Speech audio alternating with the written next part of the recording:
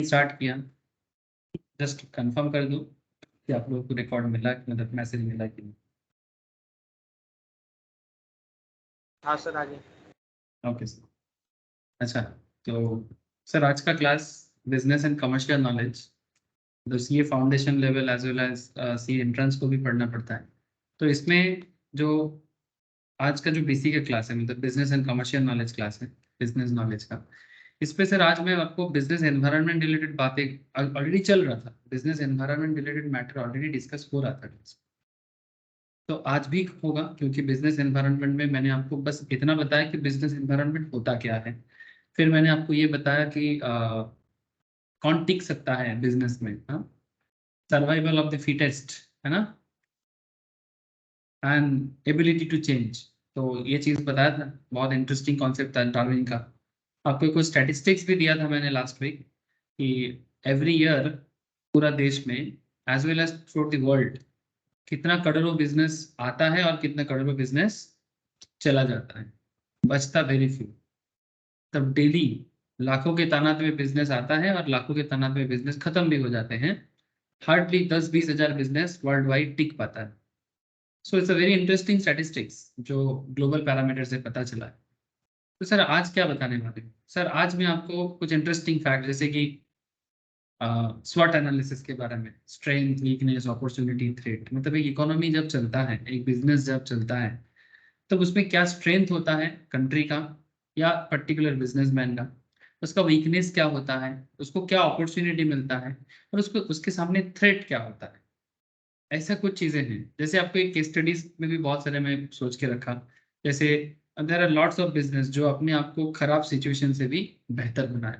जैसे आप लोग अगर अपने स्टडी मैट में देखोगे सीए का, तो वहां पर आप देखना कि वहां पर कैडबरी के बारे में बोला है, ठीक है। तो कैडबरी कैसे फाइट बैक किया जब उनको प्रॉब्लम हुआ था, ठीक है। तो जैसे कैडबरी में ना एक्चुअली कुछ ओम्स निकला था, मतलब कीड़ा मकोड़ा ये सब।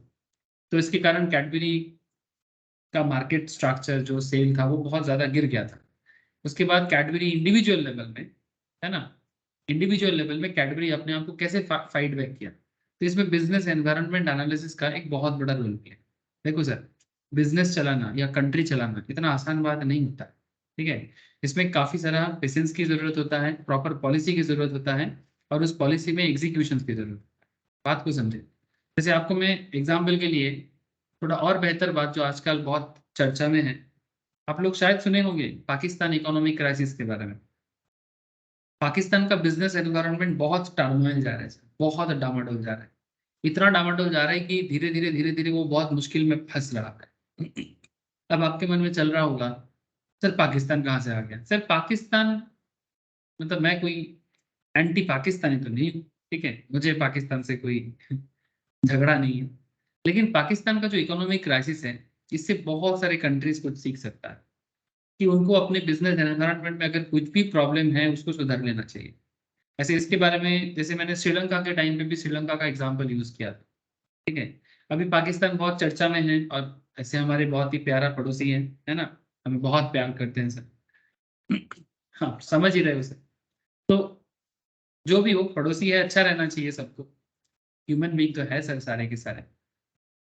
तो पाकिस्तान का इकोनॉमिक क्राइसिस बिजनेस एनवायरनमेंट का ही एक प्रॉब्लम है, क्योंकि अगर कोई कंट्री बिजनेस एनवायरनमेंट को संभाल नहीं पाएगा, बना नहीं पाएगा, तो उसका इकोनॉमी फेल होगा। ये बात जितना एक इंडिविजुअल बिजनेस पे लागू होता है, उतना ही एक कंट्री के लिए भी लागू होता है। Try to understand.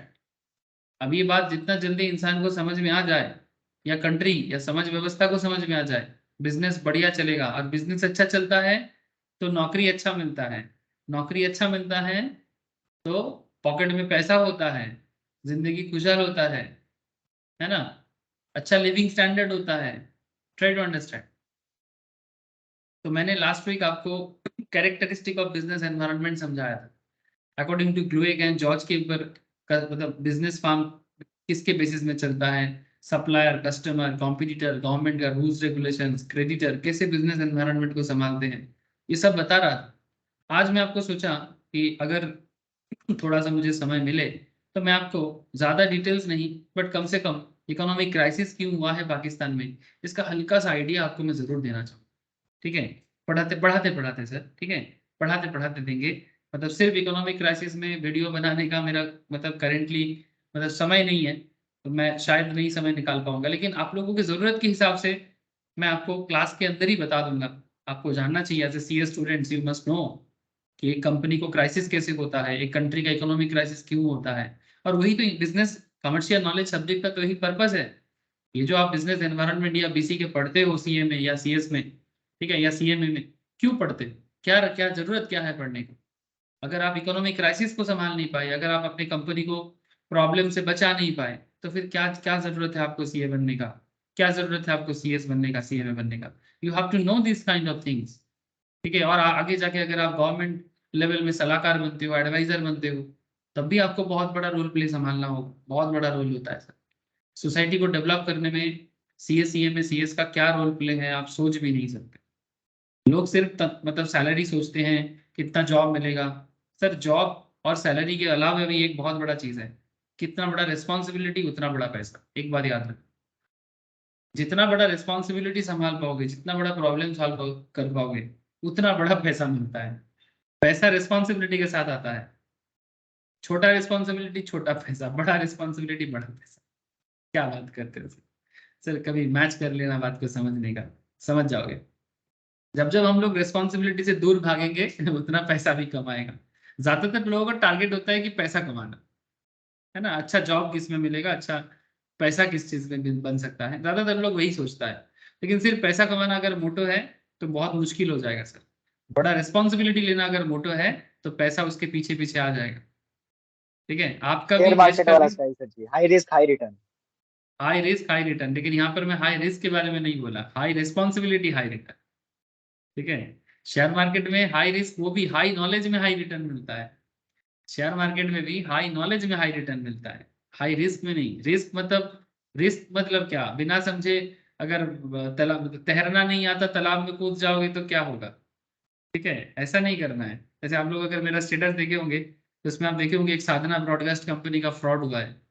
जिन लोगों हाँ ने सर जी। पैसा, ठीक है, जिन लोगों ने पैसा लगाया, ठीक है, मैनिपुलेट किया। एक बॉलीवुड एक्टर है अरशद वारसी, उनकी फैमिली पूरा उनके साथ जुड़ा हुआ है। वो बोल रहे कि हम इनोसेंट है, हमें फंसाया गया। अब देखते हैं, सेबी तो बैन कर दिया इन लोगों को। तो हाई रिस्क हाई रिटर्न, लेकिन रिस्क कैलकुलेटिव है कि ग्रिड वाला है? कैलकुलेटिव है कि ग्रिड वाला है? मतलब आप समझ रहे हो ना, ग्रिड मतलब लोभ। ठीक है, मतलब अगर आप लोभ करके कर रहे हो रिस्क तो मर जाओगे, फंस जाओगे, डेथ हो सकता है। ठीक है, ग्रीड मतलब ऐसे बंगाली में हम लोग बोलते हैं लोभे पाप पापे मृत्यु। लोभ करोगे पाप हो रहा है, और पाप करोगे तो डेथ हो जाएगा मतलब फंस जाओगे, आपको लेके डूबेगा। आज ही स्टॉक मार्केट में मैं बात समझा रहा था। चलो ठीक है, अभी stock market is not our current topic. जिनको स्टॉक मार्केट में नॉलेज गैदर करना है वो स्टॉक मार्केट क्लास में वो सब नॉलेज शेयर किया जाता है सर, डेली चलता है। लेकिन फिलहाल हम आपको बिजनेस रिलेटेड बात करेंगे, इकोनॉमी रिलेटेड बात करेंगे, वो वही हम लोगों का मेन टॉपिक है। ठीक है, से तो इकोनॉमी मतलब इतना सारा चीजें हैं, ये बात करने जाओ तो दूसरा बात सामने आ सकता है। तो बिजनेस एनवायरनमेंट टॉपिक का जो मेन पर्पस है, ठीक है, जैसे कि आपको मैं इंट्रोडक्शन में ही समझाया था कि आपको बिजनेस एनवायरनमेंट समझना पड़ता है। बिजनेस एनवायरनमेंट के अंदर इंटरनल एनवायरनमेंट होता है, एक्सटर्नल एनवायरनमेंट होता है। एनवायरनमेंटल एक्सटर्नल के अंदर भी माइक्रो होता है, मैक्रो होता है। वो समझा देता हूँ आपको 2 मिनट में, 2 मिनट में समझाऊंगा और पाकिस्तान का एग्जाम्पल यूज करूंगा। अगर संभालना नहीं आता तो क्या हालत होगा। क्या भारत का एग्जाम्पल तो करते ही है हमेशा, ठीक है, आज पाकिस्तान कर देंगे। एनवायरनमेंट एनालिसिस में किस तरह से एनालिसिस करोगे, मतलब आपका हालत अच्छा है कि जैसे डॉक्टर कैसे एनालिसिस करते हैं, डॉक्टर रिपोर्ट चेक करते हैं, है ना। बहुत सारे डॉक्टर तो रिपोर्ट भी नहीं देखता, और आपको देख के समझा सकता है। जो सच में अच्छे डॉक्टर होते हैं, अच्छे डॉक्टर अच्छे टीचर का निशानी क्या है ना, वो स्टूडेंट को रीड कर सकता है, वो अपने पेशेंट को रीड कर सकता है। जो अच्छा डॉक्टर होता है, अच्छे टीचर होते हैं, जो भी अपने अपने प्रोफेशन का, वो अपने स्टूडेंट को रीड कर सकता है। स्टूडेंट रीडिंग या पेशेंट रीडिंग क्या होता है? पेशेंट को देख के, पेशेंट का हाथ पकड़ के, उसका नस देख के, ठीक है, उसका आंख देख के बहुत कुछ समझ सकता है, क्या हुआ है, कहाँ रोग है, समझ सकता है। ऐसे स्टूडेंट को देख के भी टीचर लोग, जो अच्छे टीचर्स होते हैं ना, वो क्वालिटी होते हैं अच्छे टीचर्स में। तो स्टूडेंट को देख के समझ जाएगा कि पढ़ने वाला बच्चा है, कि बदमाशी करने वाला बच्चा है, या फिर इसका कंसंट्रेशन लेवल अच्छा क्यों नहीं है, सब समझ जाते हैं।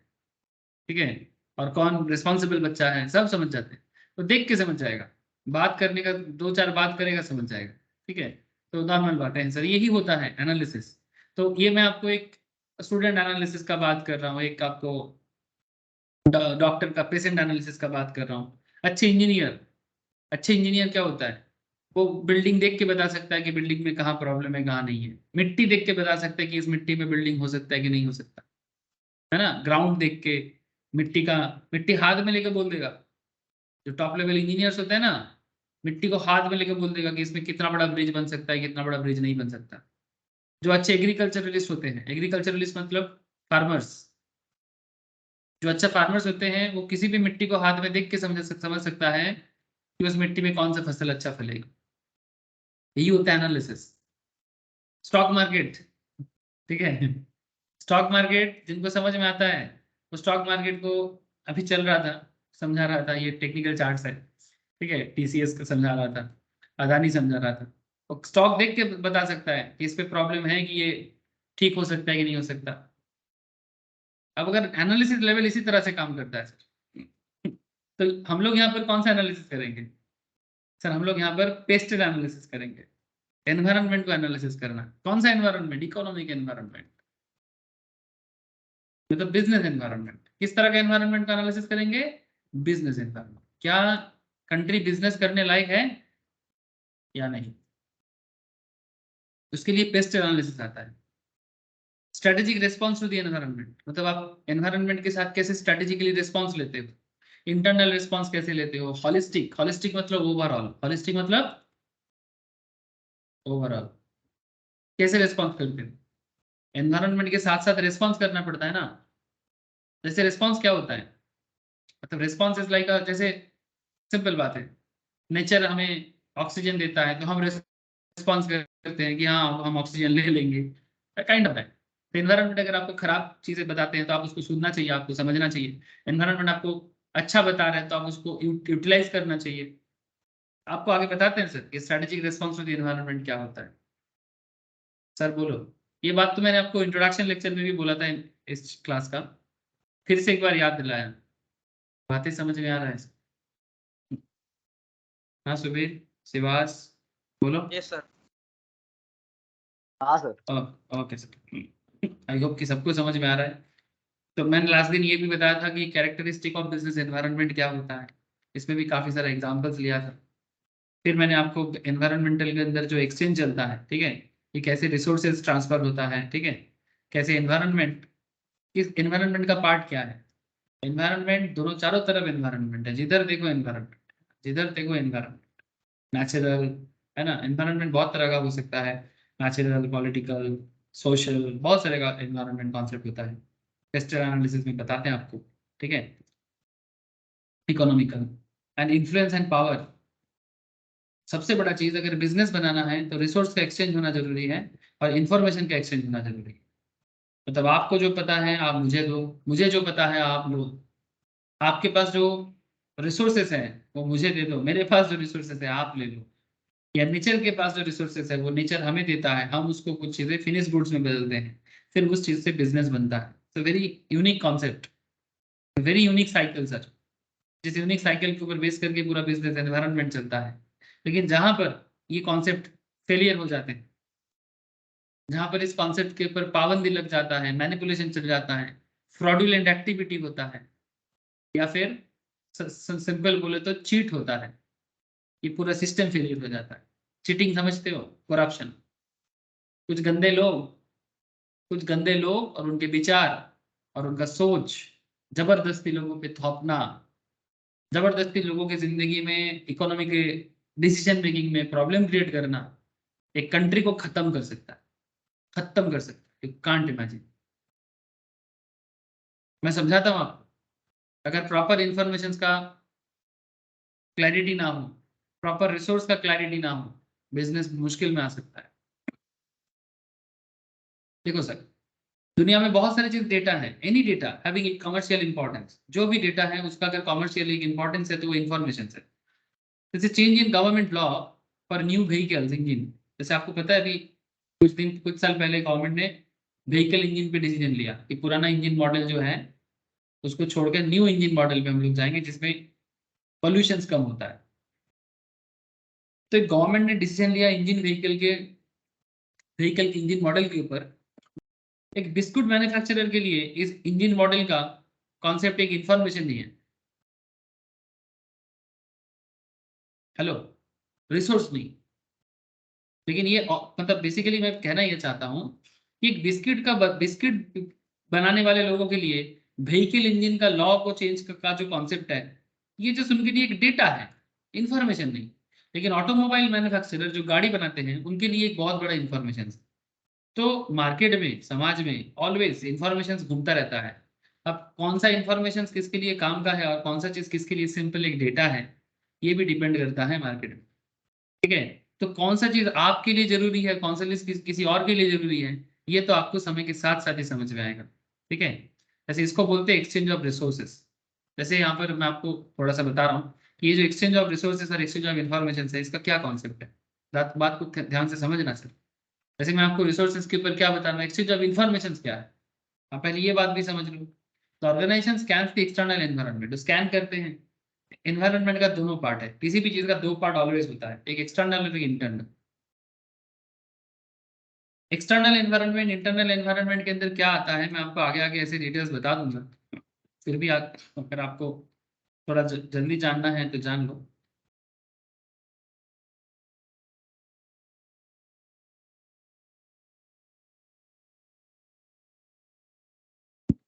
एक सेकंड, यहाँ पर एक लिस्ट है एक्सटर्नल और इंटरनल का,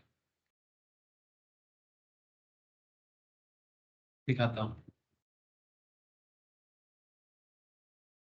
मैक्रो, माइक्रो, एक्सटर्नल इंटरनल का भी एक लिस्ट है। ये देखो, इंटरनल एनवायरनमेंट है और ये एक्सटर्नल है। दिखाई दे रहा है क्या कि बिजनेस में हाँ इंटरनल सर। और एक्सटर्नल एनवायरनमेंट क्या होता है। ठीक है, इंटरनल में क्या है, वैल्यू सिस्टम। वैल्यू मतलब, हाँ, बोलो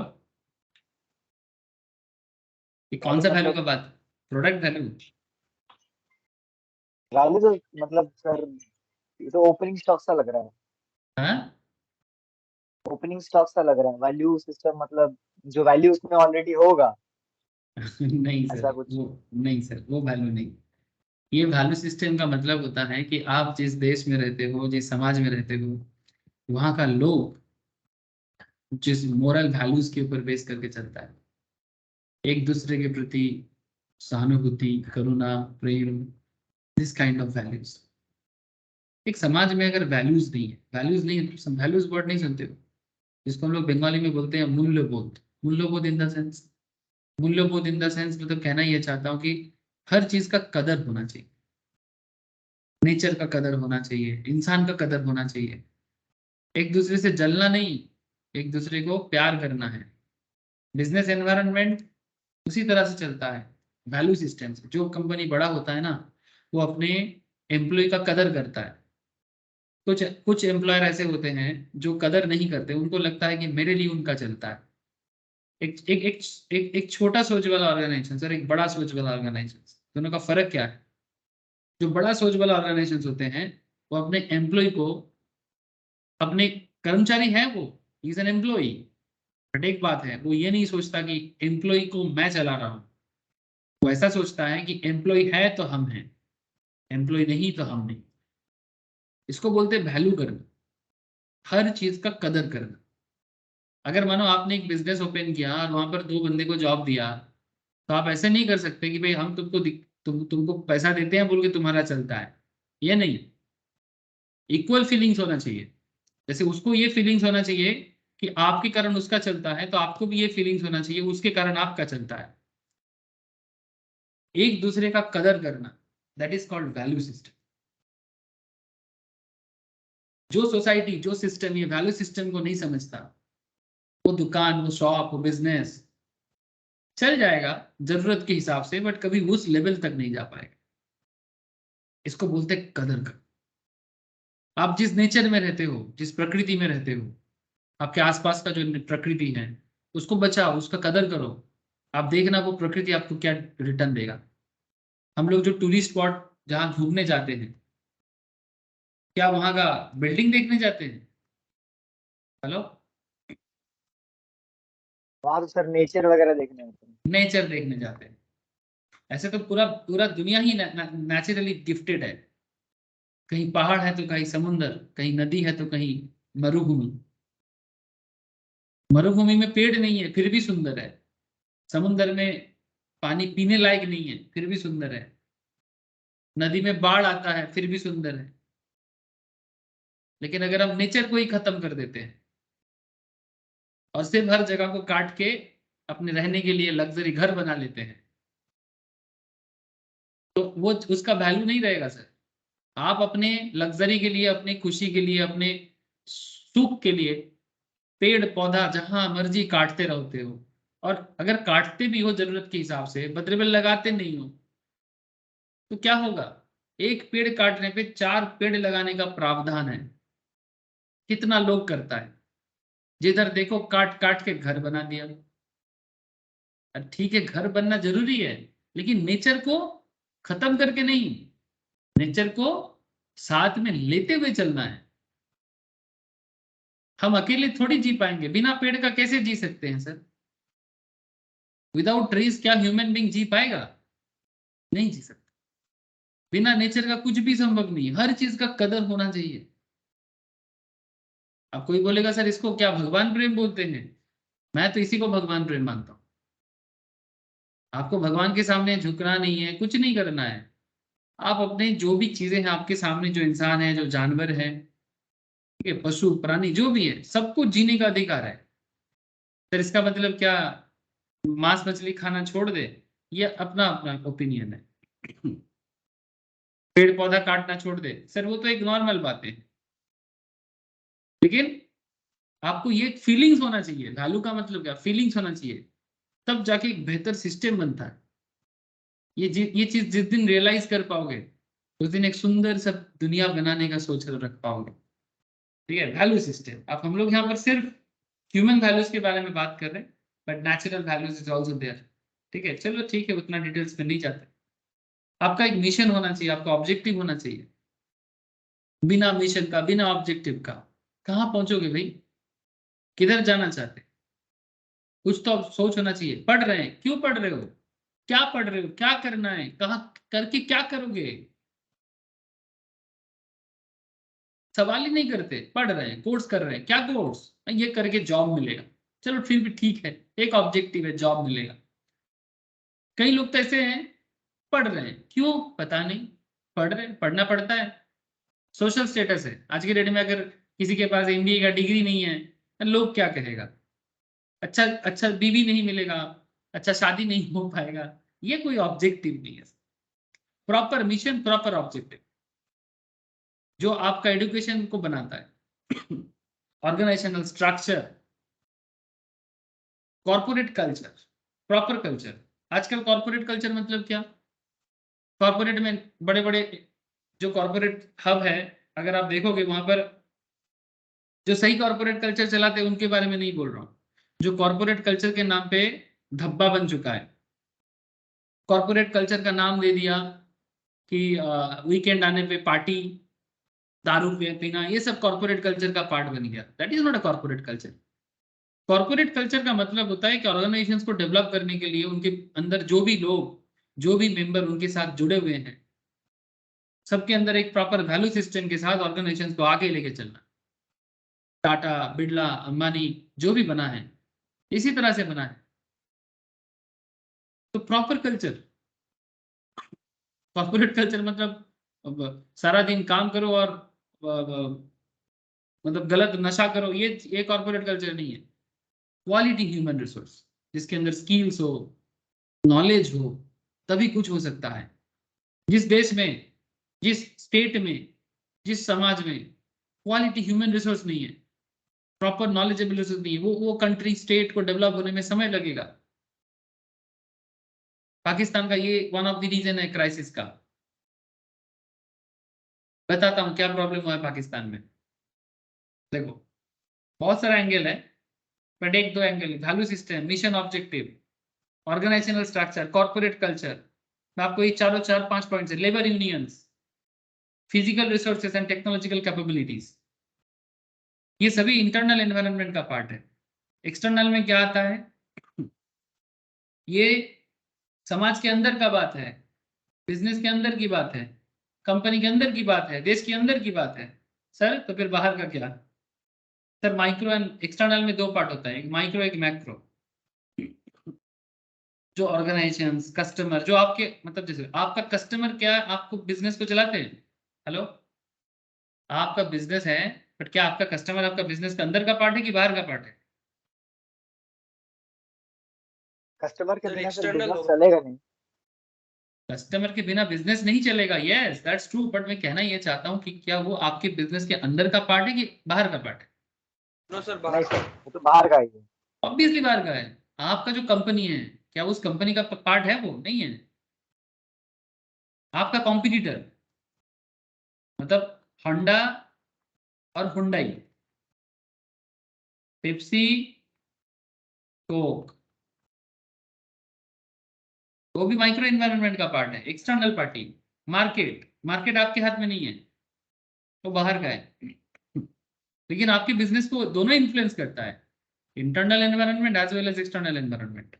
सप्लायर्स, सप्लायर मतलब आपका क्रेडिटर, इंटरमीडिएरी, जो आपके बिजनेस के अंदर आपका आपका बिजनेस और सप्लायर के बीच में है, ब्रोकर, इस तरह का। तो एक्सटर्नल में एक है माइक्रो, एक है मैक्रो। मैक्रो में कौन? ओवरऑल इकोनॉमिक सिचुएशंस, पूरा complete economic situations, political and legal decisions, technological situations, global parameters, socio cultural system. Socio cultural मतलब समाज एंड समाज का कल्चर, बहुत कुछ मायने रखता है। कल्चर मतलब आप कैसे, आप कैसे जीते हैं, सुबह कब उठते हैं, उठ के क्या करते हैं,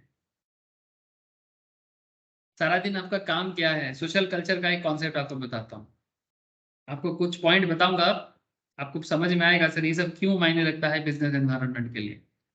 अब जिस कंट्री का बिजनेस एनवायरनमेंट कॉन्सेप्ट में demography, demography is also very important. Demography मतलब पॉपुलेशन, पॉपुलेशन में मेल कितना, फीमेल कितना, मेल फीमेल रेशियो बराबर का होना चाहिए, ना कोई ज्यादा ना कोई कम। थोड़ा बहुत इधर उधर ठीक है, जैसे हमारे भारत में भी कोई स्टेट है जहां पर फीमेल को अभी भी, सर एक पूरा एक्चुअल भारत का जो कल्चर होता है उसका उसमें ये कहा जाता है कि अगर आपका लड़का होता है तो आप भाग्यवान हैं, बट अगर आपके घर में लड़की होते हैं, कन्या संतान होते हैं, तो आप सौभाग्यवान हैं। ये भारत का ओरिजिनल कल्चर है। अब ओरिजिनल कल्चर को चेंज करके कुछ लोगों ने बीच में क्या किया, फ्रॉडुलेंट एक्टिविटी समाज के अंदर, मतलब जब अराजकता बढ़ता है, जब अशिक्षा बढ़ता है, जब लोग समाज सिस्टम को खत्म कर देता है, तब लोगों का मन में चलता है लड़का होगा तो कमाएगा पैसा देगा, लड़की होगा, ऐसे बोलते हैं लड़की, लड़की मतलब लाइबिलिटी, लड़का मतलब एसेट। गलत सोच, ऐसा कुछ भी नहीं है। समझ में देखा गया है, समाज में देखा गया है कि जिसके घर में लड़की है, जैसे साउथ इंडियन सोसाइटी में लड़की होते हैं तो ऐसे बोलते हैं कि घर में लक्ष्मी आयो है। लड़का हो ही सकता है, और लड़का लड़की होना किसी के हाथ में नहीं है, ये ऊपर वाला के हाथ में है। क्योंकि क्रोमोसोम क्या बिहेव करेगा ये भगवान जानते हैं, आम आदमी नहीं जानते। भले ही बच्चा इंसान पैदा करता हो, लेकिन भगवान की मर्जी के ऊपर डिपेंड करता है कि किसी किसके कोख में लड़का होगा, किसके कोख में लड़की होगी। अब सर कहना क्या चाहते हो? सर वही डेमोग्राफिक कंडीशंस में एक ऑलवेज स्टेबिलिटी होना चाहिए, डेमोग्राफिक कंडीशंस में मेल फीमेल रेशियोज ठीक होना चाहिए। जैसे हरियाणा जैसे स्टेट में अभी भी प्रॉब्लम है, राजस्थान जैसे स्टेट में, टू मच एक्सटेंट बिहार में भी प्रॉब्लम है, थोड़ा बहुत राजस्थान हरियाणा में थोड़ा ज्यादा है। साउथ इंडिया में तो गजब है। Kerala is the only states in India, Kerala and Mizoram, जहां पर लड़की लड़का से ज्यादा है, मतलब मेल से ज्यादा फीमेल है। नॉर्मली ऐसा होता है कि कितना मेल में कितना फीमेल, काउंटिंग कॉन्सेप्ट, हजार हजार लड़का में कितना लड़की है। जैसे वेस्ट बंगाल एवरेज है 900 60 या 70 का फीमेल है आउट ऑफ 1000, 30-40 फीमेल शॉर्टेज है। ये भारत का एवरेज से थोड़ा सा अच्छा है। केरला में 1000 फीमेल में 990 मेल है, 10 मेल कम है। मिजोरम में भी कुछ ऐसा ही है। तो भारत का एवरेज है 930-40, लेकिन राजस्थान और हरियाणा जैसे स्टेट में थोड़ा हालत और खराब है। अच्छा, ज्यादा डेमोग्राफी पे अच्छा नहीं है, टू मच पॉपुलेशन भी प्रॉब्लमेटिक है। जैसे पुराने जमाने में हमारे देश में जो बुजुर्ग होते थे, हमारे ही दादा दादी नाना नानी, उससे उससे पुराना परदादा परनानी, क्या गड़बड़ कर दिया, एक एक घर में 10-10 15-15 बच्चा, फैमिली बढ़ गया। इतना ज्यादा पॉपुलेशन होने से प्रॉब्लम है, देश संभाल नहीं पाएंगे। Too much population pressure, asset का डिस्ट्रीब्यूशन में दिक्कत हो जाता है, और पर कैपिटा इनकम गिर जाते हैं, जो भारत का करंट प्रॉब्लम नहीं है। तो डेमोग्राफिक कंडीशंस को सही रखना, इसीलिए गवर्नमेंट ने रूल लिया था, इंदिरा गांधी ने, रिसेंट गवर्नमेंट ने भी रूल ले रहा है। चाहे कोई भी जाति का हो, धर्म का हो, कोई गुणामी का जगह नहीं है। गुणामी समझते हो, मतलब वो लैक ऑफ नॉलेज से, कोई बोलेगा भगवान का दान, कोई बोलेगा अल्लाह का दान, नहीं चलेगा। समझदार बनना जरूरी है, मतलब मूर्ख नहीं बनना है। हर चीज को एक मूर्खता के साथ जोड़ के समाज सिस्टम को खराब करना, ऐसा नहीं कर सकते आप। तब सरकार को, जब जब इंसान नॉर्मल में नहीं समझेगा, तब लॉ लाना पड़ेगा। तो इंदिरा गांधी ने लॉ लाया था, हम दो हमारे दो, सरकार गिर गया था। 1980s के टाइम का बात कर रहा हूँ। रिसेंट सरकार भी ऐसे ही एक रूल लाने का बात कर रहे हैं, फैमिली प्लानिंग के तहत, हम दो हमारे दो, मतलब हम, मतलब मैं मेरे वाइफ और हमारा 2 बच्चे से ज्यादा नहीं होना चाहिए। किसी भी कारण से 4 5 10 8 नहीं ले सकते। चाइना में ऐसा पॉलिसी दिया गया था जरूरत के हिसाब से।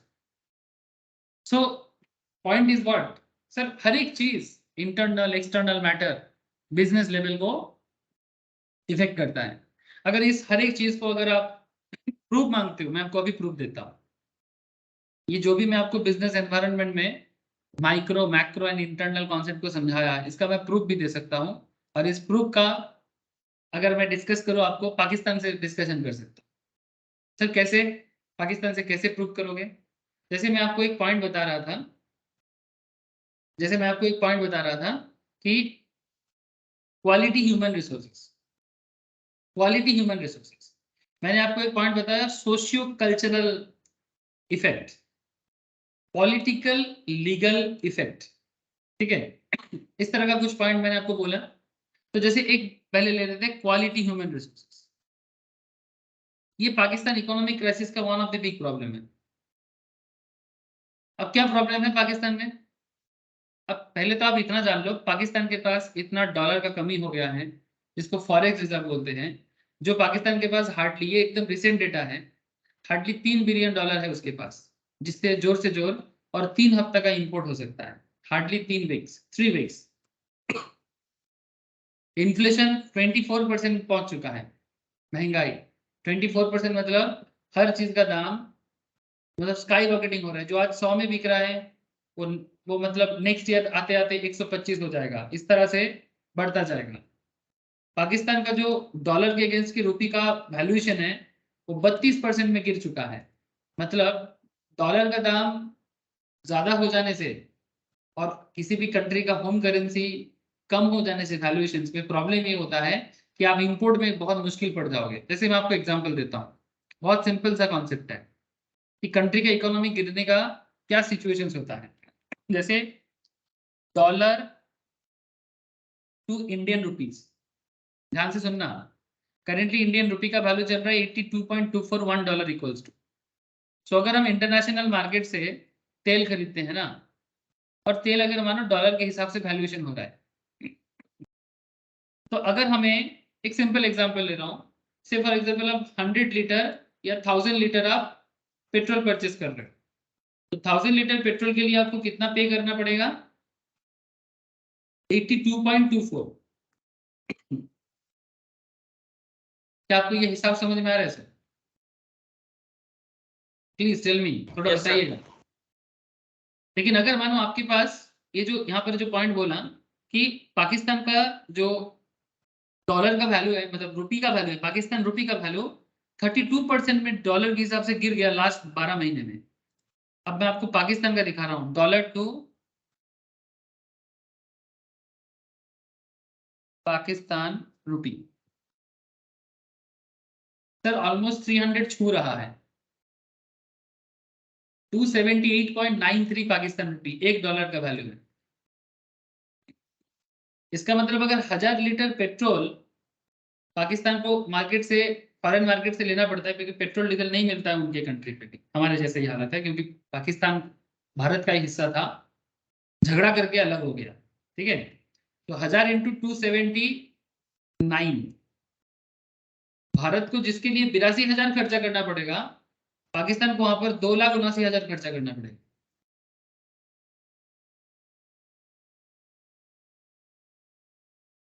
तो बोलो कंट्री गरीब होगा कि नहीं? हाँ सर होगा। ये चक्कर है। अब आपको मैं बताता हूँ ये सब होने के पीछे एनवायरनमेंट का क्या खेल है, कि मन में चल रहा है ना कि सर एनवायरनमेंट को पाकिस्तान इकोनॉमी से कैसे जोड़ेंगे। क्वालिटी ह्यूमन रिसोर्स का क्या कॉन्सेप्ट है, मैं 2-4 पॉइंट उठाऊंगा। ऐसे अगर हर एक पॉइंट में बात करने में आप मुझे बोलोगे तो मैं जरूर बोल सकता हूँ, बट क्लास बहुत लंबा हो जाएगा, आप लोगों को इतना जोर से भूख लगेगा, आप बोलोगे सर अभी जाना है, ठीक है। तो मैं बोल सकता हूँ, हर पॉइंट में बोल दूंगा आपको, लेकिन ठीक है, जितना अभी जरूरी है, धीरे धीरे जितना और बड़े होते जाओगे, इंटरमीडिएट में, स्टॉक मार्केट में, फाइनल में आते आते समझ जाओगे सारा बातें। तो जैसे आपको मैं एक चीज बताता हूँ,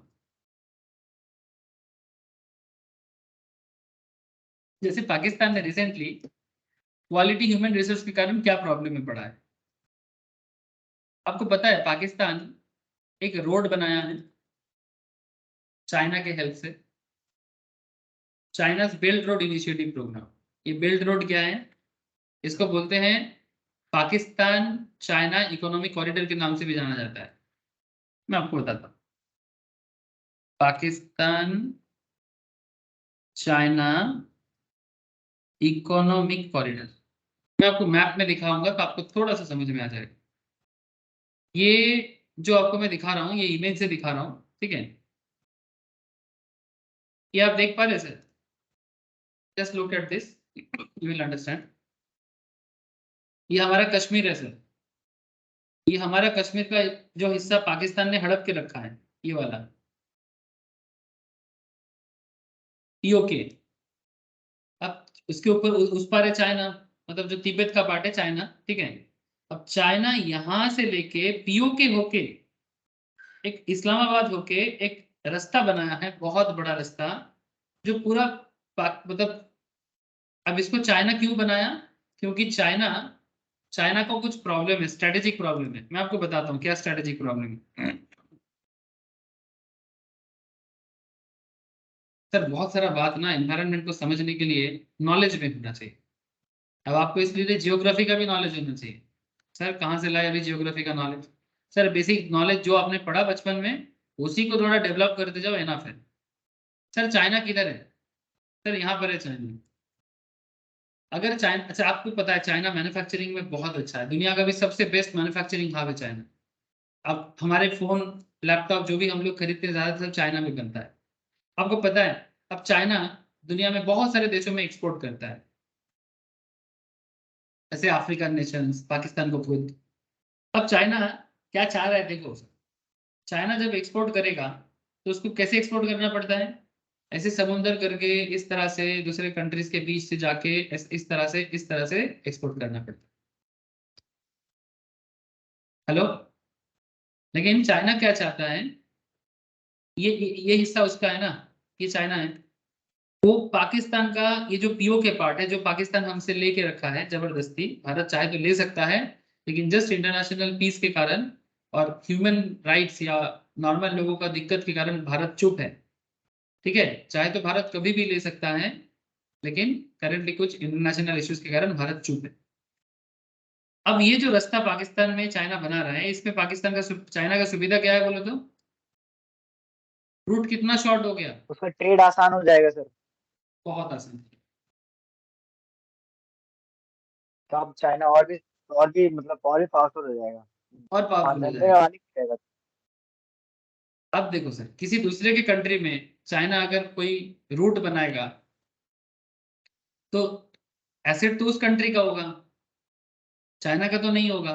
लेकिन क्या पाकिस्तान के पास इतना पैसा है जो इतना बड़ा रोड, इतना सुंदर सब हिमालय के ऊपर ब्रिज बनाना उसके लिए पॉसिबल नहीं है। तो वो सारा पैसा चाइना लोन पे दे रहा है, करीब $30 बिलियन का लोन लिया है। और एक बात, इसके लिए जो लेबर और मटेरियल लगा, ये सब चाइना अपने कंट्री से लेके आया। मतलब एक तो लोन और साथ में लेबर और मटेरियल भी चाइनीज। सर प्रॉब्लम क्या हो गया बोलो? इस बिजनेस एनवायरनमेंट के यहां से देखा जाए तो क्वालिटी ह्यूमन रिसोर्स पाकिस्तान में नहीं है।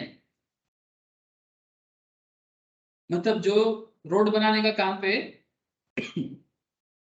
क्वालिटी इंजीनियर, क्वालिटी लेबर कुछ भी नहीं है। सारा काम चाइना आके पाकिस्तान में करेगा। तो पाकिस्तान के लोगों को क्या मदद मिलेगा?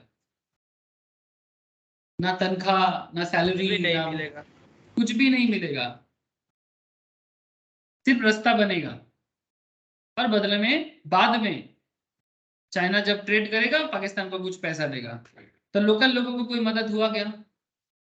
कोई मदद नहीं हुई। अब ये पाकिस्तान सरकार का पॉलिसी है। आगे देखो तो क्वालिटी ह्यूमन रिसोर्स नहीं रहने से ये लोकल इकोनॉमी तो कभी ग्रो नहीं कर पाएगा। इसीलिए करेंटली मोदी जी आने के बाद क्या बोला, जैसे ये जो आप लोग फोन यूज करते हो, Xiaomi, वन प्लस, रेडमी, ये सब चाइनीज कंपनी है। भारत के पास फोन मेकिंग टेक्नोलॉजी आ चुका है, बट फिर भी हम लोग इनके जैसा नहीं बना पा रहे हैं। तो मोदी जी क्या बोला, ठीक है आप फोन बना सकते हो, आप Xiaomi बनाओ, वन प्लस बनाओ, रेडमी बनाओ, डजेंट मैटर, पोको बनाओ। आपका मोबाइल फोन चेक करो, जिसके पास जो भी है, अगर लेटेस्ट लास्ट 3-4 साल में लिए हो, 5 साल में, आप देखना उसमें मेड इन चाइना नहीं, मेड इन इंडिया लिखा रहता है। ये सब ना। तो manufacture in India, made in India, हाँ दोनों ही लिखा रहता है। हाँ सर, ठीक है, मेड इन इंडिया, ठीक है, मेड इन चाइना नहीं लिखा रहेगा। अब पुराना फोन में कभी कभी देखने को मिलता है, लेकिन ज्यादातर फोन अगर आप चेक करोगे, लैपटॉप चेक करोगे, आपको मेड इन इंडिया ही देखने को मिले। अब और एक चीज, मतलब इसका फैक्ट्री इंडिया में सेट करना पड़ेगा। मतलब फॉरेन कंपनीज अगर इंडिया में काम करेगा तो फैक्ट्री इंडिया में बनाएगा, लेबर भी भारत का होगा। हाँ, जो मटेरियल इंडिया से मिलेगा वो इंडिया से ले, जो सिर्फ इंडिया से नहीं मिलेगा वही बाहर से मंगवाए, लेकिन लेबर भारत का। ये मोदी जी का प्लान है। यही तो मेक इन इंडिया कॉन्सेप्ट है।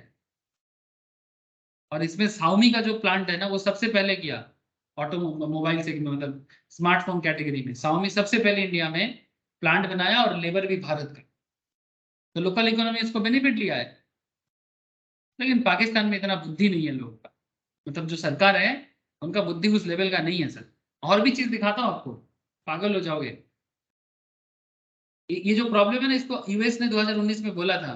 They said that loans had a lot of strings attached. मतलब ये जो लोन है ना, इसका बहुत सारा मतलब प्रॉब्लम है, मतलब जो पाकिस्तान को बहुत मुश्किल में डाल सकता है, मतलब जला सकता है, और वही हो रहा है। पाकिस्तान जल रहा है। ठीक है, मतलब इतना बार्डन, बार्डन पे बार्डन, बार्डन पे बार्डन, कितना लोड लेगा? आपको और बताता हूँ, socio cultural problem, socio cultural problem बता रहा हूँ। अब देखो, political and legal also, socio cultural के साथ पॉलिटिकल एंड लीगल। ठीक है सर, मतलब पॉलिटिकल लोग कैसे डिसीजन लेते हैं जिसके ऊपर बेस करके कंट्री में दिक्कत बढ़ता है। Just look at, just look at. अब पूरा डिटेल्स पढ़ाने जाऊंगा दिक्कत होगा, इसीलिए मैं कुछ पॉइंट उठा रहा हूँ।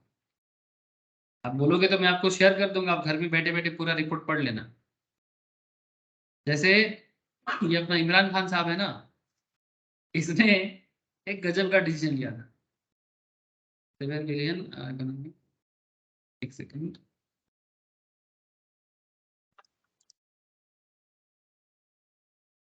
हाँ एक इकोनॉमिक पॉलिसी देखो।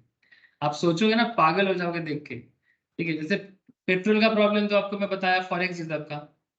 जैसे और एक प्रॉब्लम इन लोगों ने लिया था, political greed and folly. Political greed and folly, political greed and folly मतलब जो जो बेकार हो गया। और ग्रीड का मतलब क्या है? लोभ, सत्ता का लोभ। कैसे सत्ता? पॉलिटिकली ये लोग हाइड कर दिया कुछ इंपॉर्टेंट इंफॉर्मेशन। जैसे आपको मैं अभी जो डॉलर का वैल्यू दिखा रहा था, $1 का वैल्यू कितना है? $1 इक्वल्स टू 279 पाकिस्तानी करेंसी है, पाकिस्तानी रुपी है। तो 2018 में पाकिस्तान का जो पॉलिटिकल पार्टी था, उसने इलेक्शन में लड़ने के लिए अपना छाती चौड़ा दिखाने के लिए, किसी का अनम्यूट है क्या? सुबीर का? मेरा है सर शायद। ठीक है। अपना छाती चौड़ा दिखाने के लिए जानबूझ के, मतलब ये दिखाया कि डॉलर का वैल्यू, जानबूझ के ये दिखाया कि डॉलर का वैल्यू, मतलब रूपी का जो वैल्यू है वो डॉलर के हिसाब से ठीक ठाक है, ठीक ठाक है। ये देखो, जस्ट इलेक्शन में लड़ने के लिए strong currency turn out to be a win. मतलब वो दिखाना चाहा जबरदस्ती, आर्टिफिशियली, आर्टिफिशियली दिखाना चाहा कि हमारा करेंसी ठीक है। और उसके लिए सरकार का पैसा, $7 बिलियन का पैसा जबरदस्ती, गलत, मिथ्या खर्चा किया, जस्ट बिकॉज उस प्रॉब्लम को शॉर्ट आउट करने के लिए। मतलब एक पॉलिटिकल कॉन्सेप्ट है जो लोगों को धोखा देने के लिए यूज किया गया। आम आदमी को लगा कि सब ठीक है, बट एक्चुअल में कुछ भी ठीक नहीं है। सिमिलरली इमरान खान ने और एक प्रॉब्लम किया था। जब इमरान खान देश का प्राइम मिनिस्टर थे पाकिस्तान में, उन्होंने, पाकिस्तान के पास ऐसे ही तेल आमदनी करने का पैसा नहीं है, ऊपर से जब उन्होंने तेल का किसी भी तरह से मैनेज किया, तो उनको तेल का दाम बढ़ाना चाहिए था। जैसे भारत में समय के साथ साथ तेल का दाम 100 प्लस हुआ ना, 100, 105, 110, 120 तक गया है। इवन 130 के आसपास में भी लीटर चला गया था भारत में भी। क्योंकि ये प्रॉब्लम सिर्फ भारत का नहीं है, जिस भी कंट्री में तेल नहीं मिलता है वो हर एक कंट्री इस पर्टिकुलर अप्रोच के साथ चला है। लेकिन पाकिस्तान ने डिसाइड किया कि हम लोग तेल में सब्सिडी देंगे ताकि आम आदमी को दिक्कत ना हो। लेकिन पाकिस्तान के पास इतना पैसा कहाँ से आएगा जो सब्सिडी देगा? 250 बिलियन का पाकिस्तान रुपी सब्सिडी किया है इमरान खान ने। अच्छा, ये पैसा कहाँ से मिलेगा? मतलब जो भंडार में पड़ा हुआ था वो खत्म, कहाँ से आएगा? बेसिक इकोनॉमिक नॉलेज तक नहीं है। मतलब घर का पैसा इस तरह से लोगों को सब्सिडी दे दिया। अरे भाई, नॉर्मल करो, लोगों को दिक्कत होने दो, लेकिन लोग कम से कम इस दिक्कत के साथ जिए, क्योंकि सरकार के भंडार में कुछ नहीं है। अब तभी तो आज हालत इतना खराब है। और एक खतरनाक कंडीशन देखो, मैं आपको और एक चीज समझाता हूँ। ये तो क्या political legal concept, socio cultural problem क्या हो सकता है? इतने प्रॉब्लम के अंदर जब लोगों को थोड़ा सा क्या होना चाहिए, पेशेंसफुल होना चाहिए, कम खर्चा करना चाहिए। पाकिस्तान का लोग लग्जरी गाड़ी खरीद रहा, कौन? रिच लोग, जो सुपर रिच है, वो लग्जरी कार मंगवा रहा है। क्या लग्जरी कार पाकिस्तान बनाता है? नहीं, बाहर से मंगवा रहा है, इंपोर्ट कर रहा है। ऐसे इकोनॉमिक क्राइसिस में जब कोई कंट्री इंपोर्ट में इतना खर्चा करेगा तो देश का प्रॉब्लम बढ़ता है। 1.2 बिलियन इंपोर्ट किया रिसेंटली, जो फॉरेक्स को और प्रॉब्लम में डाल रहा है। अब रिच लोग अगर ऐसा कल्चर फॉलो करेगा देश के इकोनॉमिक क्राइसिस के सिचुएशंस में, तो देश का क्या हालत हो? ऐसे वेरियस रीजंस देश को हैम्पर करता है। ऐसे वेरियस रीजंस, ऐसे वेरियस बिजनेस एनवायरनमेंट जो इकोनॉमिक लेवल में जाके हैम्पर करता है। अब जो ये सब बात नहीं समझेगा, ये कंपनी के लिए भी लागू होता है, कंट्री के लिए भी लागू होता है, सेम बात। हेलो, हम लोग को बात समझ में आ रहा है? ये सब नो? Yes sir. हाँ सर। तो डिटेल्स रिपोर्ट अगर पढ़ना है आप मेरे से जरूर मांग लेना और एक बार गो थ्रू कर सकते हो। ये बस पाकिस्तान का मैटर नहीं है, ये किसी भी कंट्री का मैटर है। 2010 में जब इंडिया में, 2008-9 में जब इंडिया में भी इकोनॉमिक क्राइसिस हुआ था, ग्लोबल ग्लोबल इकोनॉमिक प्रॉब्लम के कारण, तब हमारे फाइनेंस मिनिस्टर हुआ करते थे पी चिदम्बरम साहब। तो उन्होंने पब्लिकली आके बोला था, भारत के सभी जनगण के सामने प्रार्थना किया था कि आप लोग गोल्ड खरीदना, गोल्ड पहनना कम कर दो, सोना पहनना, क्योंकि आप लोगों के सोना पहनने के चक्कर में देश सरकार को बहुत इंपोर्ट करना पड़ता है गोल्ड, और क्योंकि देश में इतना सोना का मतलब माइंस तो है नहीं। अब रिसेंटली मिला है उड़ीसा में, कुछ खबर मिला है, ये कल का खबर है, वो अलग बात है, कितना सोना मिलेगा वो देखा जाएगा। तो करेंटली भारत में इतना गोल्ड माइंस नहीं है, जो था पुराने जमाने में था, और वो सब तो फॉरेन इन्वेडर्स ने आके लूट के चला गया। अब करंट इकोनॉमिक सिचुएशंस में देश के अंदर इतना गोल्ड माइंस है ही नहीं, तो आप इतना गोल्ड अगर बाहर से मंगवाएंगे तो सरकार को प्रॉब्लम तो होगा। तो सरकार खुद आगे बोल रही है कि आप लोग गोल्ड मत खरीदें। जब प्रॉब्लम होगा सरकार बोलेगा, जैसे यहाँ पर भी गवर्नमेंट ऑफ पाकिस्तान को बोलना चाहिए अपने रिच लोगों को कि भाई आप लोग ये लग्जरी कार वगैरह जो बिना जरूरत का चीजें हैं इसको इंपोर्ट करना बंद करो। अब यही तो प्रॉब्लम है, सोशियो कल्चरल प्रॉब्लम। तो ऐसे वेरियस काइंड्स ऑफ इश्यूज हमारे आंखों के सामने देखने को मिल रहा है, और ये बिजनेस एनवायरनमेंट को पूरा का पूरा डायरेक्टली इनडायरेक्टली हैम्पर कर सकता है। जैसे आपको मैं कुछ पॉइंट बता रहा था, जैसे एक कंट्री हो या कंपनी, वो किस तरह से बिजनेस एनवायरनमेंट के हिसाब से अपने बिजनेस को इन्फ्लुएंस कैसे करता है बिजनेस एनवायरनमेंट।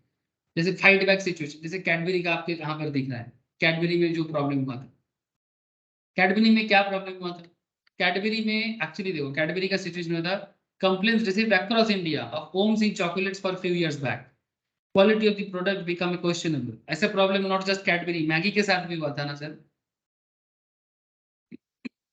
लेड के बारे में आप लोग शायद जानते हो, तो ये मैगी का कॉन्सेप्ट सुना हो ना। मैगी में जो मसाला यूज किया जाता है, मैगी मसाला, उसमें सीसा होता है बहुत ज्यादा, तो वो सीसा not good for health consumption. तो उसमें भी डिसीजन लिया गया था, मैगी को कुछ दिनों के लिए मैगी बैन हो गया था गवर्नमेंट की तरफ से, मार्केट में मिल नहीं रहा था। फिर क्वालिटी चेक हुआ, फिर मैगी वापस आया, फिर से मार्केट शेयर पकड़ लिया। सिमिलर कॉन्सेप्ट इनके साथ भी हुआ था। ये सब इन्वायरमेंटल प्रॉब्लम है, ये सब मॉनिटर करना चाहिए। रेगुलेटरी अथॉरिटी ऑर्डर प्रूव किया था, फिर कैडबरी ने फाइट बैक किया। कैडबरी ने क्या किया, अपनी क्वालिटी को ध्यान दिया, क्योंकि वो खाना जो प्रोडक्ट वो बेचता है, और उसी टाइम पे कैडबरी ने ये इनोवेशन लाया था। आजकल हम लोग ये देखते हैं ना सर, ऐसे छोटा छोटा ऐसे कंटेनर में चॉकलेट रखता है। हाँ अरे सर। देखा। हाँ सर, हाँ ज्यादातर दुकानों में दिखता है। हाँ, ये पहले नहीं होता था सर, ये बाद में लॉन्च किया गया। ये जो दुकान में दिखता है ना, इसे बीसी कूलर कहते हैं, वोल्टस के साथ टाई अप करके। वोल्टस मतलब टाटा का जो है, ये बीसी कूलर एंड वोल्टस का जो कॉन्सेप्ट है, ये चॉकलेट को हाइजीन भी रखता है, ठीक है, और हर एक पॉइंट ऑफ परचेस में फाइनल कंज्यूमर के लिए, ताकि कीड़ा मकोड़ा या कहीं पर अगर कट जाए तो उसमें हवा लगने से पोका हो सकता है। कैडबरी बनाने के टाइम पे तो क्वालिटी चेक कर गया, लेकिन जब बेचने के टाइम पे दुकान में काफी दिनों से पड़ा हुआ है, अगर कहीं पर थोड़ा सा छेद हो गया और उसमें अगर कहीं ओम्स आ गया, तो क्या है ना, कैडबरी का मार्केट गुडविल गिर जाएगा। इसीलिए कैडबरी को कंटेनर में रखने का बंदोबस्त किया और उसको वीसी कूलर का नाम दिया गया। तो आपके साथ प्रॉब्लम हो सकता है, पर आप उसको फाइट बैक करने के लिए क्या सोचते हो, ये कैडबरी या मैगी जो भी कंपनी है, उससे सीखना चाहिए। सर ब्रेड का भी तो यही कुछ हुआ था, ईस्ट के जगह कुछ और केमिकल यूज किया कर रहे थे। हाँ हाँ हाँ हाँ, ब्रेड में हुआ था, दूध में, मिल्क में भी हुआ है। मिल्क को थोड़ा सा ज्यादा गाढ़ा दिखाने के लिए मिल्क के अंदर एडल्ट्रेशन करा जा रहा था, ये सार्प जैसा चीजें दिया जा रहा था। या अमूल के ऊपर भी उसका सवाल उठा था, बट अमूल उसको डिटोरिएट मतलब उसको चेक किया क्वालिटी इश्यूज को। ऐसे बहुत सारा दूध कंपनी बैन भी हुआ है, ठीक है। ध्यान रखिएगा सर ये सब चीजों का। तो इन्वायरमेंटल इन्फ्लुएंस ऑन बिजनेस बहुत, मतलब इंटरनल एक्सटर्नल हर चीज इन्फ्लुएंस करता है, हर चीज इन्फ्लुएंस करता है। तो इसी का एक केस लॉ है ये।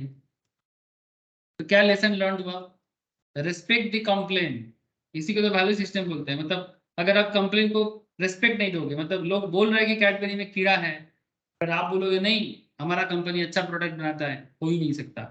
अरे देखो प्रॉब्लम क्या है, सुनोगे नहीं तो बदलोगे कैसे। अडेप्टिंग टू चेंज, आपको परिवर्तन होने का इच्छा होना चाहिए कि भाई कुछ तो प्रॉब्लम है, तभी तो वो वीसी कूलर का कॉन्सेप्ट सामने आया, नहीं तो पहले नहीं होता था। और वो भी रिकॉर्ड ब्रेकिंग टाइम में पैकेजिंग चेंज किया। और इसका ऐसा करके कंपनी अपने एम्प्लॉय का मोरल भी हाई किया, क्योंकि देखो मार्केट खराब होगा तो उसका इफेक्ट एम्प्लॉय पे जाएगा, मार्केट जॉब चला जाएगा। एम्प्लॉय का मोरल खराब होगा तो फिर कोई आपके साथ काम नहीं करना चाहेगा। Influence the market with great comeback at again. और फिर अमिताभ बच्चन आया, कुछ मीठा हो जाए, कैडबरी सेलिब्रेशन, ये उसके पहले का बात है। जैसे कुछ मीठा हो जाए, या फिर हर त्योहार में सेलिब्रेशन, ये जो आया ना सर, ये उसके पहले का कहानी है। ठीक है उसके पहले का कहानी है। तब ये सब करके कैडबरी अपना मार्केट को वापस लिया।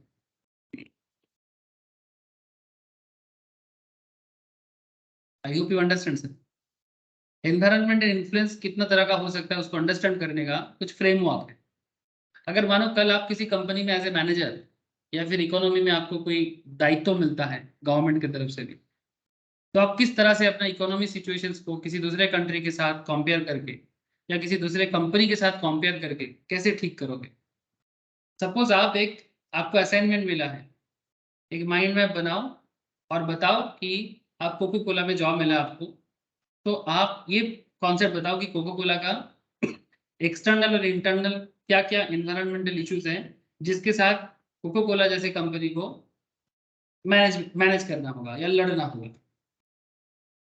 तो कोको कोला का, अगर आप एक मैनेजर हो, ठीक है, अगर आप एक बिजनेस मैनेजर हो, एमबीए करके गए हो, या बिजनेस के अंदर आप मैनेजमेंट का दायित्व संभाल रहे हो, तो उसका क्या क्या प्रॉब्लम है इंटरनल और एक्सटर्नल लेवल में। First you have to understand this things as a company. ठीक है, कि क्या क्या इश्यूज है बिजनेस के चक्कर से। जैसे मानो कि सबसे बड़ा प्रॉब्लम जो कोको कोला जैसे कंपनी को हो रहा है, सबसे बड़ा कॉम्पिटिटर कौन है कोको कोला का? पेप्सी। तो पेप्सी के साथ उनका जो प्रॉब्लम है ये इंटरनल इश्यूज है, क्योंकि वो कॉम्पिटिटर है ना। तो पेप्सी के साथ कोको कोला का प्रॉब्लम ये इंटरनली, आप कोको कोला को कैसे मैनेज करोगे, you have to understand this. ऐसे कॉम्पिटिटर एक्सटर्नल पार्टी है, लेकिन मैनेजमेंट में आप इसे इंटरनल इश्यूज ही मानोगे ना, कि पेप्सी क्या डिसीजन ले रहा है उसके ऊपर आपका डिसीजन भी डिपेंड करता है। एक्सटर्नल में जैसे नेचुरल ड्रिंक मार्केट में आ गया है, नेचुरल ड्रिंक आजकल पेप्सी कोको कोला जो हेल्थ कॉन्शियस है, वो पेप्सी कोक नहीं, वो नेचुरल ड्रिंक पीते हैं। स्पेशली सेलिब्रिटीज लोग भी मना करता है। क्रिस्टियानो रोनाल्डो एक एक एक एक, एक, एक क्या बोलते हैं उसको, अरे वो रिपोर्टर लोग जो उनके साथ बात करते हैं ना, प्रेस कॉन्फ्रेंस, ठीक है एक प्रेस कॉन्फ्रेंस हो रहा था, आई थिंक यूरोपियन लीग के बाद, ठीक है, यूरोपियन लीग के बाद एक प्रेस कॉन्फ्रेंस हो रहा था, उस पे टेबल में कोको कोला और पेप्सी का बॉटल था, तो उसको हटा दिया क्रिस्टियानो रोनाल्डो ने, पेप्सी को स्पॉन्सर थे, पेप्सी कोक स्पॉन्सर था, फिर भी रोनाल्डो ने उसको हटा दिया और उसके जगह में पानी का बॉटल रख दिया। सुना है आप लोगों ने? हाँ देखा सर, है? देखा है। देखा है ठीक है। तो बेसिकली वो कहना क्या चाह रहा है, नेचुरल ड्रिंक्स लो, ये सब मत लो, ये सब कार्बोनेटेड सोडियम वाटर मत लो, नॉट गुड फॉर हेल्थ। सीजनेबिलिटी, ये एक थ्रेट है मिनट। उनको। हाँ बोलो।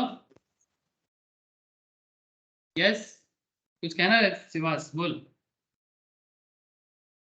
शिवास का अनम्यूट नहीं है, म्यूट कर दे शिवास देखो, सीजनल प्रॉब्लम भी है कि अगर जैसे ठंड के टाइम पे नॉर्मली इनका बिजनेस थोड़ा सा डाउन जाता है। अच्छा, ये हो गया एक्सटर्नल कॉन्सेप्ट। अच्छा, रिलीजियस गुरुज जो हमारे भारत का अगर बात करो तो रिलीजियस गुरु लोग जो होते हैं वो बोलते हैं ये सब पेप्सी को मत पियो, ठीक है, रामदेव बाबा, है ना। अच्छा, हेल्थ अवेयरनेस, लोग हेल्थ अवेयरनेस हो रहा है तो obviously this is not good for health.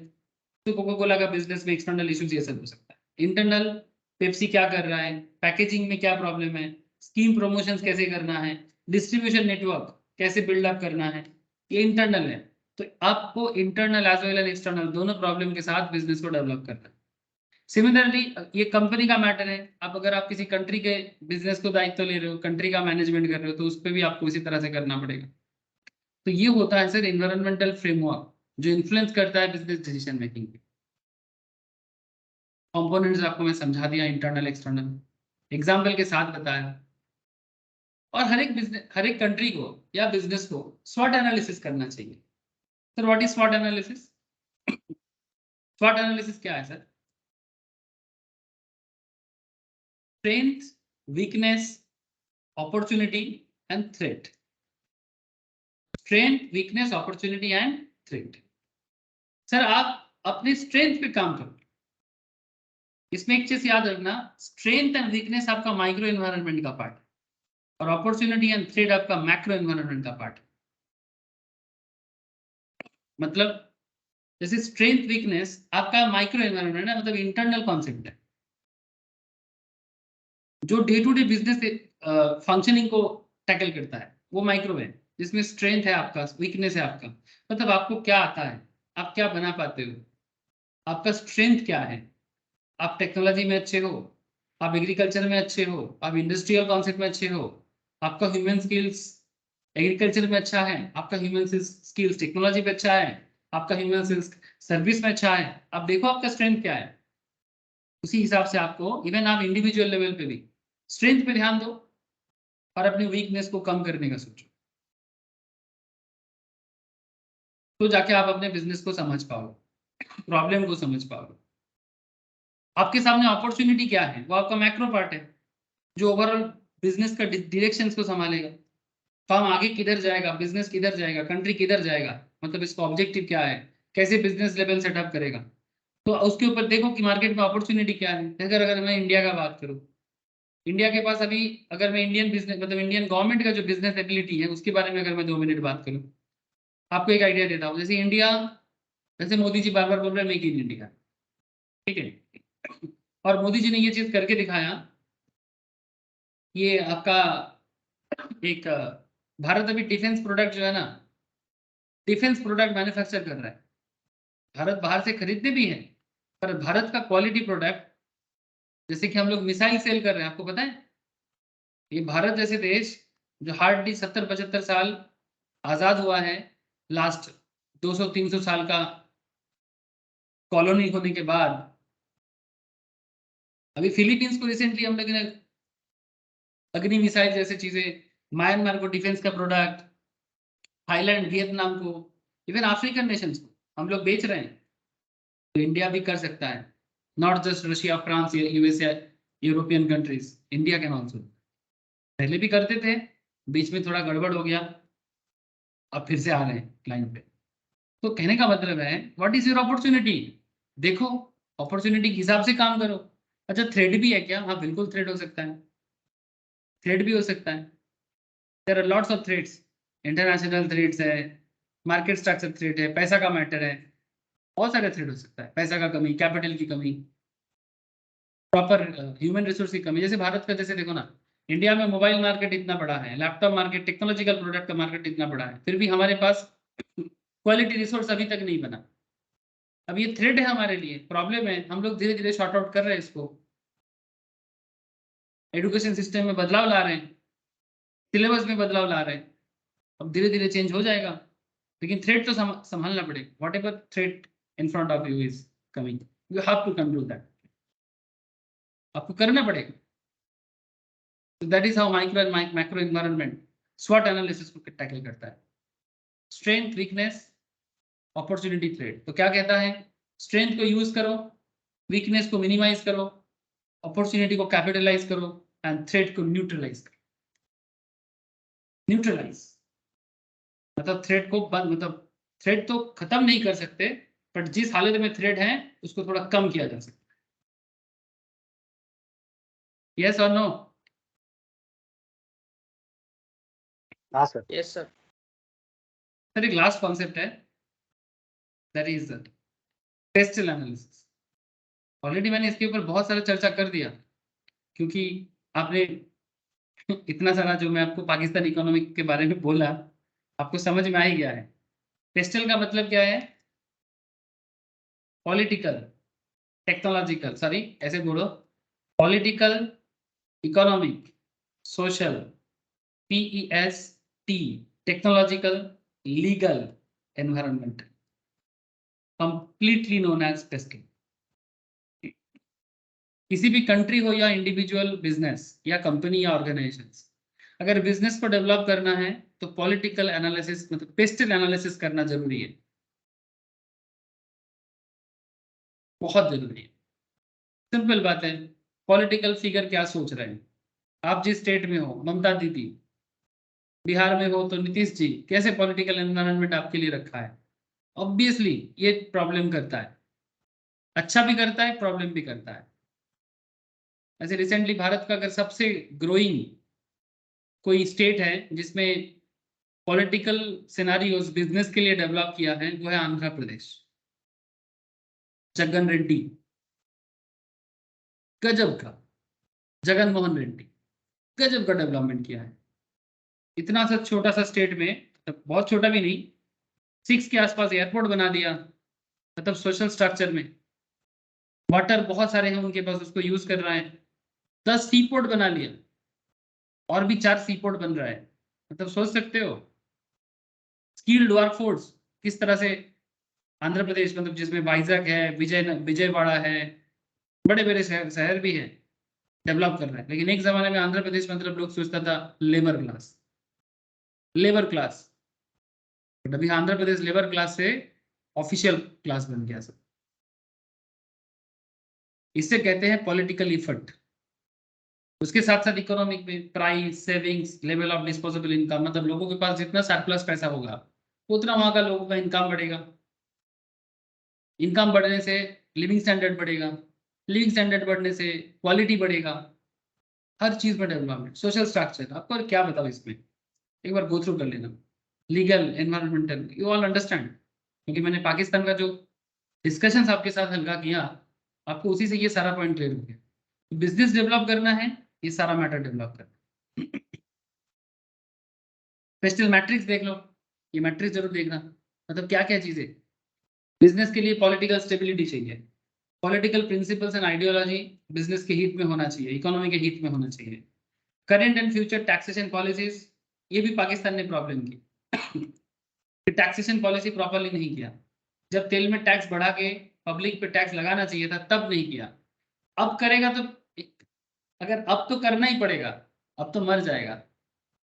अगर अभी टैक्स का बर्डन पब्लिक पे लगा जाए, जब पब्लिक का इकोनॉमिक कंडीशन और खराब हो गया है, अगर 2-3 साल पहले भी करता, थोड़ा ज्यादा सहने का ताकत होता। लेकिन अब बोल रहे अब करेगा, हर चीज में जीएसटी लगाएगा, मर जाएगा। तो वही है, कब कब लगा रहे हो, चाहे भले ही आपका सत्ता गिर जाए। अटल बिहारी वाजपेयी जी का बहुत सुंदर सा बात है सर, बोलते हैं कि पार्टियां आएंगी पार्टियां जाएंगी, पर ये देश चलते रहना चाहिए। सिर्फ पॉलिटिकल सत्ता के लोभ में खराब पॉलिसी बना के कभी भी किसी भी स्टेट को, कंट्री को दिक्कत में नहीं डालना चाहिए। ये बात कब समझेगा हमारे लीडर्स या पाकिस्तान के leaders. Regulatory bodies and process, government policy, government terms and changes, कब आ रहा है, कब चेंज होगा। Thrust area of political leader, political leader जो उनका क्या सोच है, वो क्या सोच रहा है, उनका थ्रस्ट एरिया क्या है।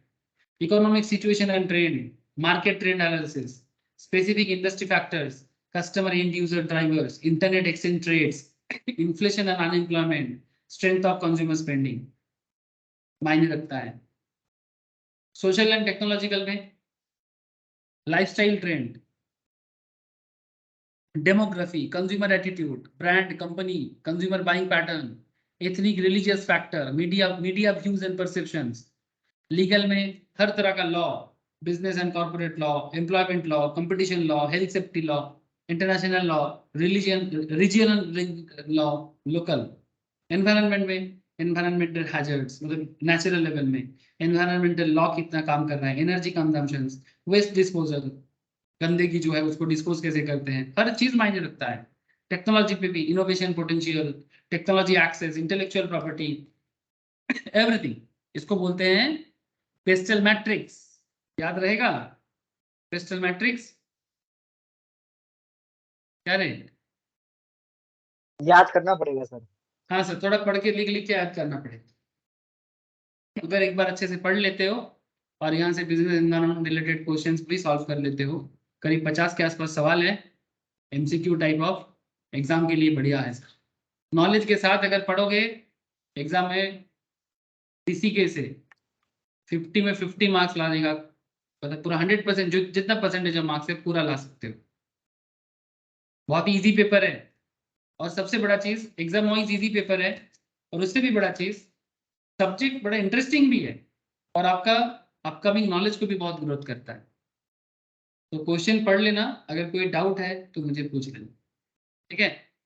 बस आज इतना ही है, बाकी नेक्स्ट क्लास में न्यू चैप्टर के साथ बात करेंगे। Thank you sir. Okay sir, thank you sir. Thank you sir. Bye sir ji. Bye sir.